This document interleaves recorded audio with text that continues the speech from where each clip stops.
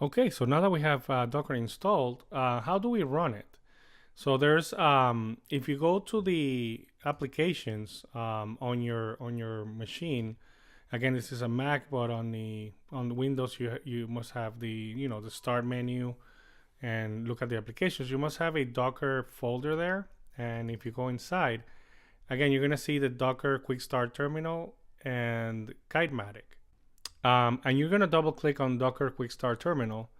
And if you don't want to do that every time, you can also drag this to your, to the nav bar on the bottom of the screen, or wherever you have your nav bar. But if we go ahead and double click there, you'll see that we have this this menu with this new terminal with a little well there, and now Docker is kind of like pre-configured to be able to be run on this machine.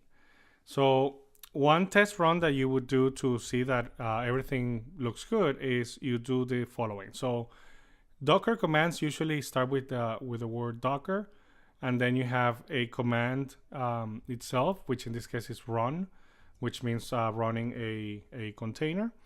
And then we're gonna have a container called Hello World, which is on the Docker's repository. So Docker has its own repository, just like kind of like a GitHub of containers, and there's a bunch of like very popular kind of like basic containers, like different flavors of Unix, and then databases and all that. And Hello World is one of the containers that's there. So we're gonna run that, and the first thing it's gonna say is that it cannot find it locally, so it's gonna kind of like pull it, and this happened very quickly. I was kind of surprised because it usually takes a little more time, but what happened here is that it pulled the container from the Docker container, and then it says that it downloaded the image, and then this whole thing is being printed by that container. So it says hello from Docker. This message shows that your installation works correctly. So if you do Docker run hello world, and again you don't see this text in here, then it means that something something wasn't installed properly.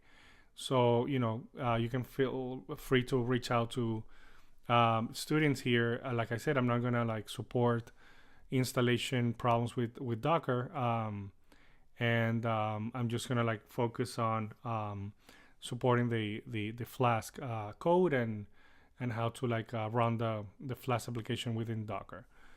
So that's that. That means that it's running perfectly fine. But let's start kind of like preparing ourselves to